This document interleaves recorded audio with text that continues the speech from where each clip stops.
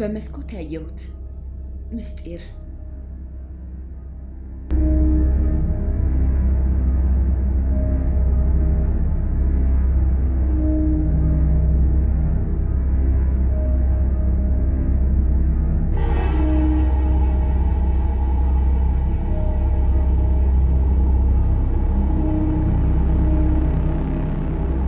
ከሌሊቱ 9 ሰዓት ትንሽ ደቂቃ ያለፈ ይመስለኛል። ሐኪም በ3 ሰዓት አንዳንድ ኪኒን እንድውጥ አዞልኝ ስለነበር የጠረጴዛ ሰዓቴን ከሌሊቱ 9 ሰዓት እንዲደውል አድርጌ ሞልቼው አስቀምጨዋለሁ። ልክ ከሌሊቱ 9 ሰዓት ላይ ሰዓቱ ጭር ብሎ ሲጮህ ነቃሁና ኪኒን ዋጥኩ። እንቅልፍ አልወስድ ስላለኝ አንዲት የፍቅር መጽሐፍ አነብ ነበር። እኔስ ወዳት እሷ ሌላ ወዳ እንዲህ ካደረገችኝ ያለኝ ምርጫ መግደል ብቻ ነበር የሚለውን አረፍተ ነገር አነበብኩና ይህስ ቂል ነው።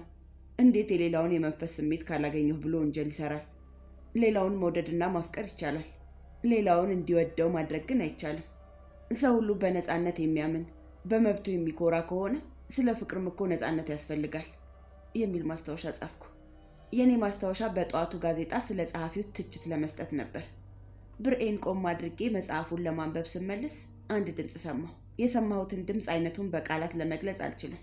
ብቻ አንዳንድ ሴቶች ዕቃ ከእጃቸው ሲወድቅ ድንገት የሚያሰሙት አይነት አጭር የጩኸት ድምፅ ይመስል ነበር።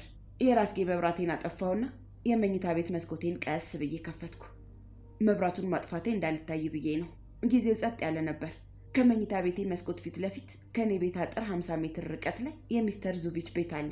ሚስተር ዙቪች ነፍሱን ይማርና ከመሞቱ በፊት ስለ ቦታና በቆሻሻ መጣያ ምክንያት የከረረ ጸብ ነበረ።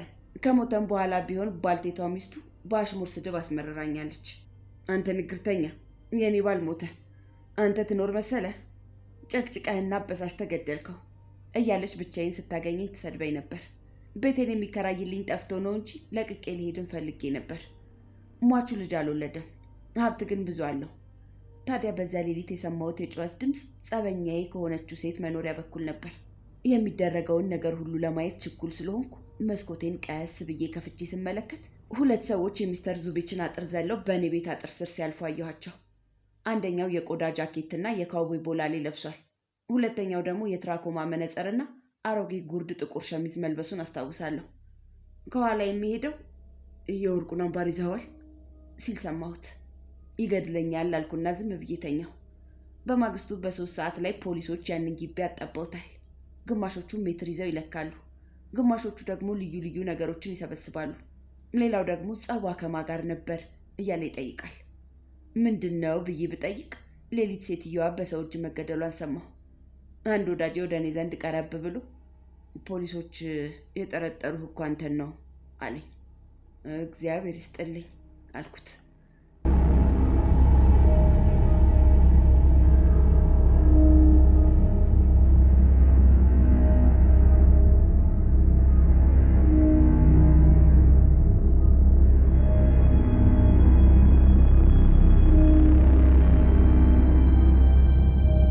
ከስራ ያዋልኩና ሬዲዮ ለመስማት ብከፍት የመጀመሪያው ታላቅ ወሬ አድርጎ የሚያወራው የጎረቤቴን አሟሟት ነው።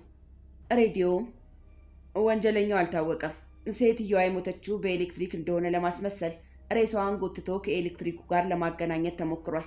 ግን የሐኪሙ ምርመራ እንዳረጋገጠው ከማጅራቷ ላይ በጠንካራ ነገር ተመታለች። ፖሊሶች ብዙ ተጠርጣሪዎችን በመከታተል ላይ ናቸው። ሟችቷ ከጎረቤቷ ጋር የከረረ ጸብ ነበራት ይባላል። ግን ከቤቷ ውስጥ ብዙ ገንዘብና ወርቅ ተወስዷል አለና ወሬውን አበቃ። የህግ ጠበቃ የመጣና ምን የምታውቀው ነገር አለ አለኝ። ዝም አልኩት። እግዚአብሔር ይስጣቸውና ፖሊሶች እስካሁን ምንም አልጠየቁኝም። ከሌላ ከተማ ለምርመራ የመጣ ፖሊስ ከኔ ጋር በመጠጥ ቤት መወዳጀቱን የሰማሁት በመጨረሻ ጊዜ ነበር። አሁን ወደ ፖሊስ ጣቢያ ቀርቤ ያየሁትን ብገልጽ ራሱን ለማዳን ሲል የፈጠረው ነው ብለው አያምኑኝም። እኔ ካልገደልኳት ፖሊሶች ሊይዙኝ ስለማይችሉ ምን ቸገረኝ ብዬ ዝም እንዳለ የዚያች የንጹህ ሴት ደም ለምን በከንቱ ይቅር? እርግጥ ጠላቴ ነበረች፣ ግን ህግ ተደፍሯ አላግባብ ስትገደል ዝም ማለት አይበጅም። ህጉን የደፈሩት ሰዎች አሁኑ ካልተያዙ በስተቀር ሌላውንም በዚሁ ሁኔታ ሊገድሉ ስለሚችሉ ከተማው መበደሉ ነው።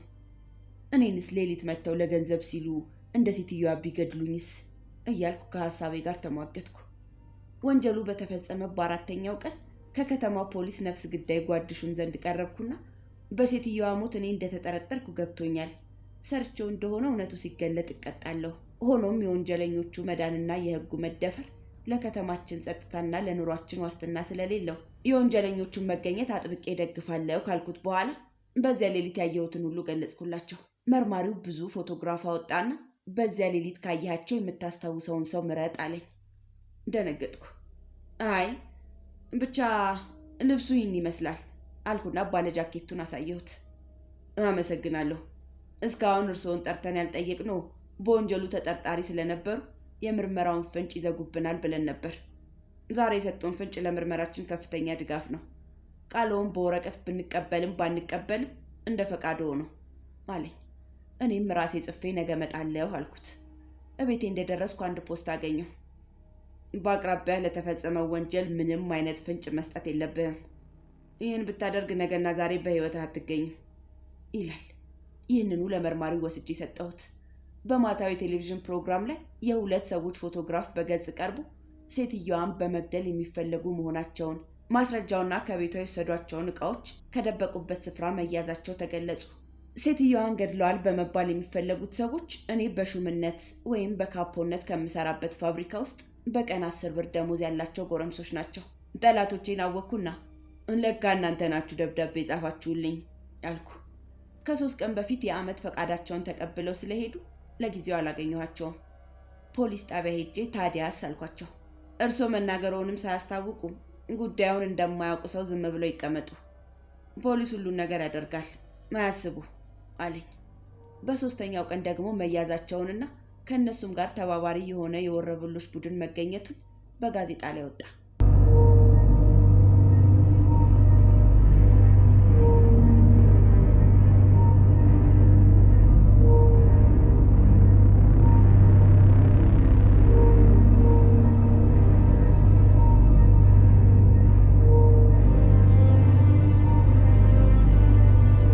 ከ6 ወር በፊት አምሽቼ ስገባ ባልታወቀ ሰው ተደብድቤ ጥርሴ ሁሉ ወልቆ ከኪሴ 600 ብር መወሰዱን አመልክቼ ነበር።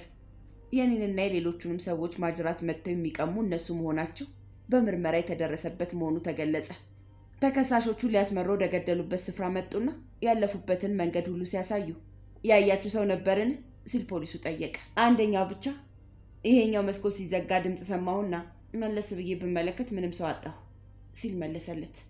ከፍርድ ቤት በቀረቡበት ቀን ለምን ገደላችኋት ቢባሉ እንዲያው ምን ወሰዳችሁ? ገንዘብ? ለማንም ደብዳቤ አልጻፋችሁ? ለዚህ ለሆዳም ነዋ፣ ወፍራም ነበርኩ ብሎ ጃሪስ ጣቱን በመጠቆም እኔን አሳየ። ምን ብላችሁ ጻፋችሁ ሲል ሕግ አስከባሪው ጠየቀ። እሱ ያውቃል ሲል መለሰለት። በዚያ ሰሞን ወደ 15 ሰዎች በዚሁ ሁኔታ መሞታቸውንና እኔ በገለጽኩት ፍንጭ መሰረት የወንጀለኞቹ ቡድን ሊደረስበት መቻሉ የከተማ ፖሊስ ሹም አስጠርቶ በማመስገን ገለጹልኝ። እንዳንተ ያሉት ሰዎች ያዩትን በመግለጻቸው ህብረተሰቡን ከወንጀል መቅሰፍት ሊያድኑ እንደሚችሉ በማስረዳት ከፖሊሶች ጋር በመተባበር የፈጸምኩት ተግባር ፈቃዴ ከሆነ በጋዜጣና በሬዲዮ እንዲወጣ ጠየቀኝ። እኔም ተስማማሁ። እኔ ያላሰብኩት ምስጋና ጎረፈ። ህዝቡ ሁሉ ሲያገኘኝ አንተ ለህብረተሰቡ ታማኝ ነህ እያለ ደጋግሞ ጨበጠኝ። በእኔ በኩል ግን ከኔ ይልቅ የፖሊሶቹ ታታሪነት እኔንም ሆነ ወንጀለኞቹን ለመከታተል ያሳዩት ቅልጥፍና አስደስቶኛል።